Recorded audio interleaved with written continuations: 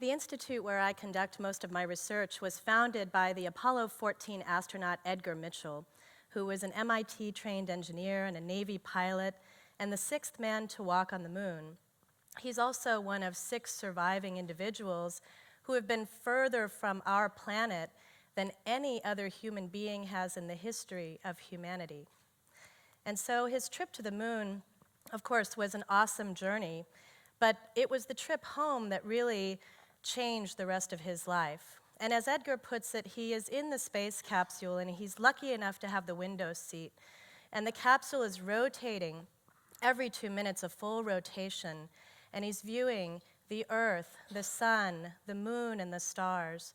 The Earth, the sun, the moon, and the stars. And you have to imagine, from space, the stars look like they're twice as numerous and twice as bright. And as he puts it, he was overcome all at once with this curious sensation of being interconnected with everything he saw. He felt himself as one with the Earth, with the moon, with the stars. He recognized at a very deep level that the same molecules that made up the heavens and even the space capsule were the molecules that made up his own body. And so this sense of interconnectedness flooded through his system, and it was a direct download, he felt like, from the universe, a subjective form of knowing, but an absolutely authoritative knowledge all the same. Not only did he feel this sense of interconnectedness, he also saw that there was an intelligence behind everything. There was almost a sacredness or divinity infusing every single thing he saw, a luminosity. And so when Edgar got back to Earth, he spent the rest of his life and is spending the rest of his life trying to make sense of what happened to him. And part of the way he's doing that is by founding the Institute of Noetic Sciences in 1973, where I'm now the director of research.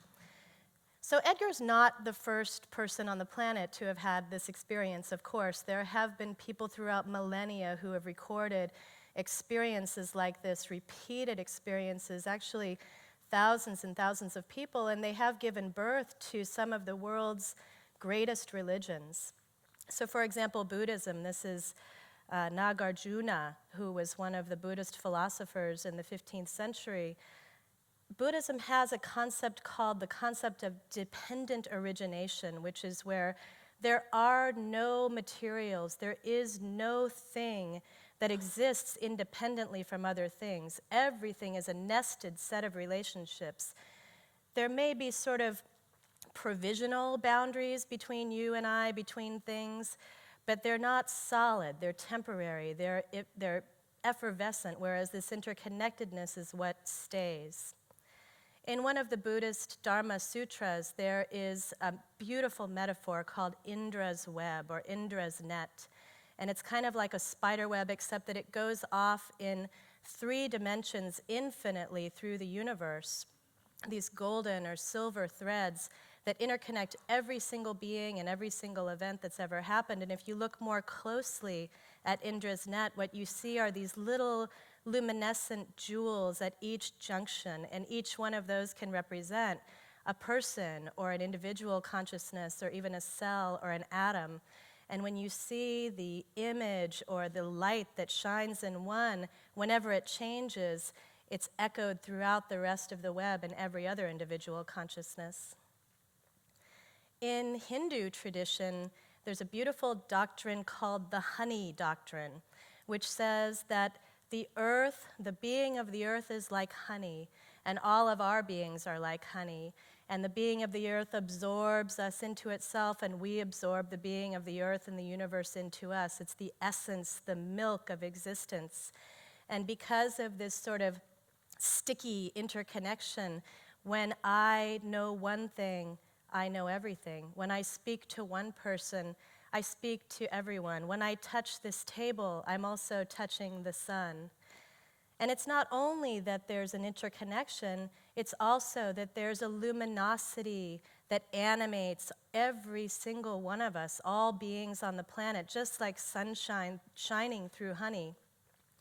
This is called Purusha in this tradition, the animating life force that connects us all. So between this sticky substance that keeps us all together and the luminosity that connects the individual to the cosmic, there is a way that one cannot be without the other, and when one thing happens to one aspect of the system, it also happens to the other. It's a very sweet metaphor. So this isn't only in Eastern traditions that we find this, it's also in Christianity. Christ in the Bible says, "My Father is in me, and I am in him, and I am in you, and you are in me." And salvation has to do with understanding that God's kingdom is in all of us and that Christ's body we are each a part of.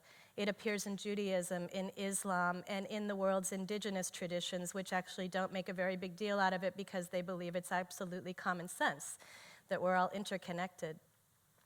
So not only have these kinds of subjective experiences of oneness and interconnection, this realization about the nature of reality being completely interconnected started religions, they've also underlied entire movements.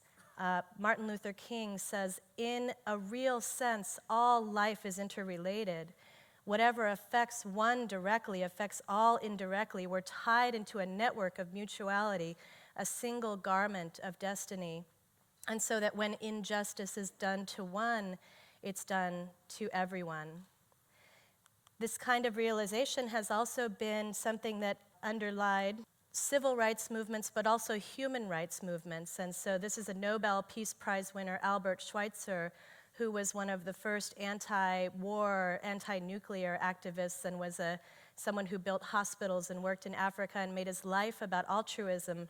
And his work came out of this idea that we are united with all of life and that we cannot any longer live for ourselves alone. John Muir, so this is another way that these experiences of interconnectedness have impacted our society, is by pushing people toward conservation movements, because when we find that we are interconnected with this whole system of being and stand in awe and wonder of that realization, we can't do anything else but begin to conserve that precious blue jewel that Edgar Mitchell and other astronauts saw from space. And John Muir puts it in a very pithy way: when we try to pick out anything by itself, we find it hitched to everything else in the universe. And so also science, this realization has inspired scientists to look further, to look deeper into the nature of reality. And Albert Einstein went all the way as to say that our sense of ourselves as individuals who are separated from the rest is an optical delusion of our consciousness, and that our work in this lifetime is to break free from that prison, that delusion. Another wonderful philosopher, Alan Watts, said not only is it a delusion, it's a dangerous delusion, because when I feel like I'm separate from you, when I can keep myself separate from it, from the planet, from things that I think are other, I can engage in actions that benefit me but harm others. When I break free of that delusion, I can no longer do that.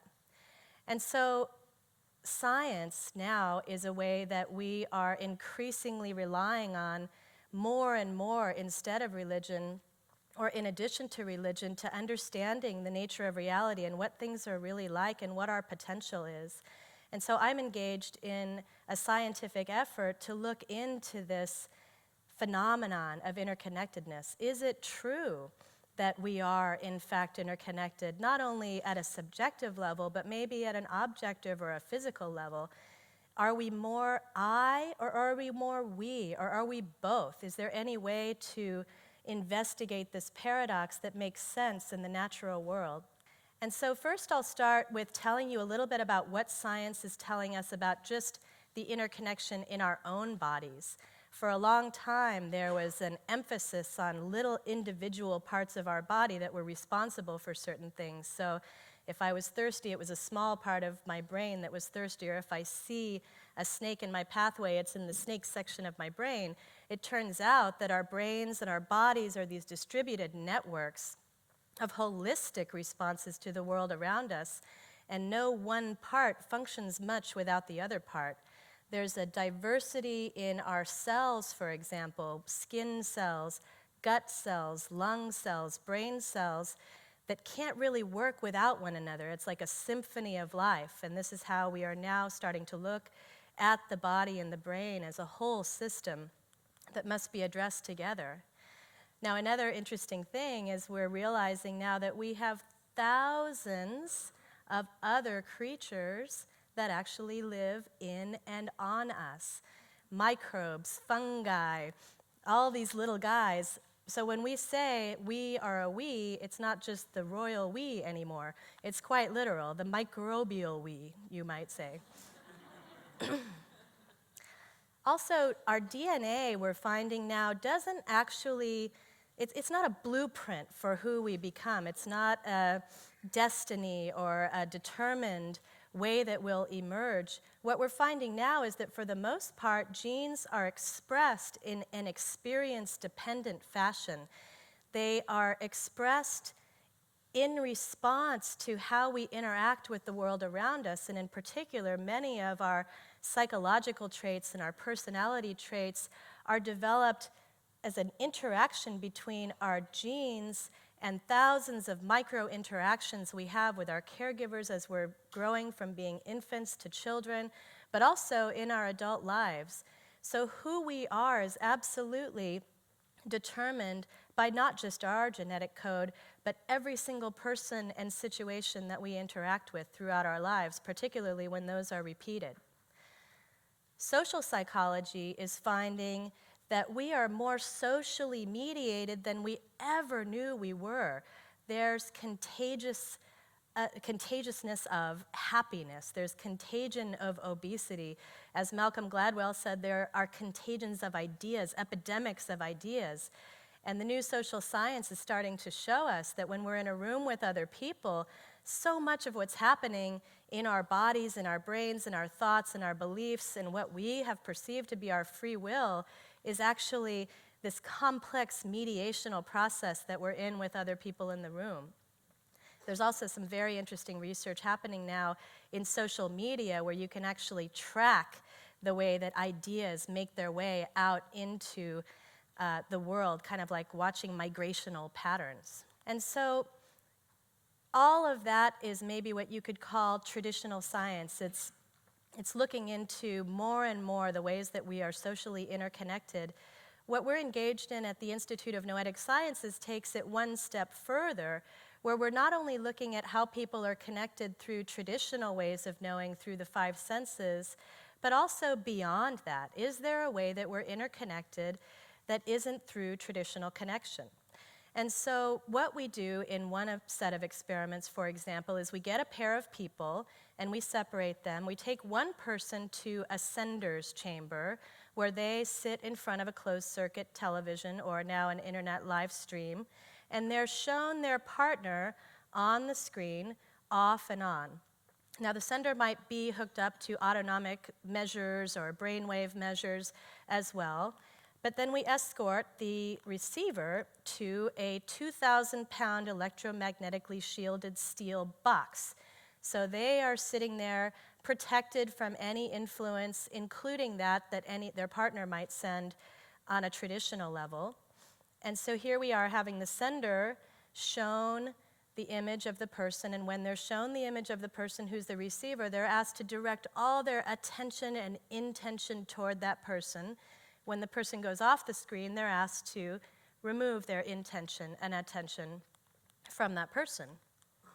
And what's fascinating is that what we're finding is when the sender sends that attention, intention, thought toward the person in the receiving chamber, the physiology of the person in the receiving chamber actually changes. And so we don't really have an explanation for this yet, but we do have now dozens of studies showing evidence for this connection.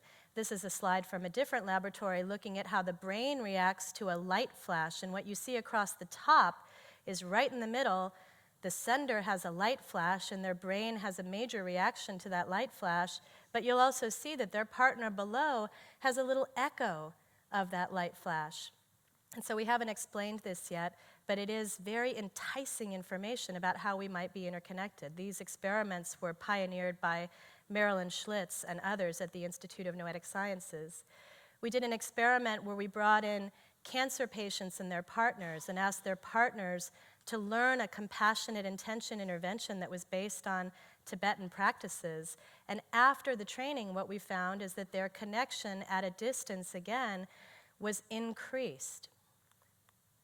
And so another way we're looking at interconnection is not just between people, it's between people's minds and the physical world. So this is an ingenious experiment that was developed by my colleague Dean Radin. And so what we know in quantum physics is that when we have a stream of light, a stream of photons that's being shot down a tunnel through two little slits, this is called the double slit experiment, when someone knows which slit the photons go through, when someone observes it or a machine observes it, the photons act like particles. When nothing is observing it, they act like waves. And you know that because you can see the pattern on the back wall. There's either two slits or there's a wave refraction pattern. So this is called the quantum measurement problem. We don't know why measurement or observation changes this. What we do in our laboratory is we have people look at the system only using their minds. So they're not using their eyes, they're not using a camera, they're not using any kind of the traditional measurement equipment. They're just observing the system, you could say psychically or clairvoyantly. They're projecting their minds into the system. And what we find is that when they're doing that, it collapses the wave function. In other words, the particles, the light stream, the photons, act more like particles than they do like waves, as though they were being observed in person. So again, both of these experiments, we don't know exactly what to make of the results, but we do know that, number one, the effect seems to be instantaneous. It happens at exactly the same time, so it doesn't seem to be sort of like sending an email or sending a letter. We also know that it appears to be non-local, so it doesn't matter that much if the person is 40 feet away or 400 or 4,000 or 400 miles away from either the receiver, who's a human, or from the double slit experiment. The final way I'll share with you, and there are other ways that we are looking at this phenomenon, is a set of colleagues and us are looking at whether collective upheavals in consciousness affect systems that are physical. And we use a random number generator, which is a little machine that spits out a series of zeros and ones at the rate of about 800 bits per second. And the idea is that if there is greater coherence in a collective group of people, you could say like a baseball game, we looked at things like 9/11, we've looked at the opening ceremonies, the Olympics, when lots and lots and lots of people's attention are focused on one thing, is there a little departure from randomness in this stream of random numbers? And what we find is that, in fact, there is a tiny departure from randomness that seems to correlate with exactly the same time that there are these huge upheavals in consciousness. So while tiny, the change is highly statistically improbable. So this is the kind of thing we're investigating, using the tools of science to look into connection and interconnection, both in person with each other and from a distance. And you might ask yourself, well, this is all fascinating, but why? Why does this matter? I mean, other than the fact that maybe it's, questioning the very fundamental basis of the nature of reality, why do we care? Well, what brings me to do this work is that when we look at this interconnection, when we study the interconnection among people, if it is in fact the case that our minds influence our bodies, which we now know to be true, if it's the case that we influence each other much more than we ever thought was possible when we're in rooms with each other, when we watch each other on the TV, if it's even possible that we're connected at a distance, or maybe that we collectively are somehow connected to the way the physical world functions, then one of the things we can do is shift the way we are thinking. We can use our consciousness in ways that are constructive, innovative, reverent. We can bring positive influence into our world. And it's not enough to just think positively, but I do believe that that kind of using our consciousness, recognizing that our consciousness matters, is a precursor to the kind of action we all need to take to help our world thrive, to help humanity reach its full potential. And this is a quote from the Institute of Noetic Science's first president. Because of the interconnectedness of all minds, affirming a positive vision might be the most sophisticated vision that any one of us can take. Thank you.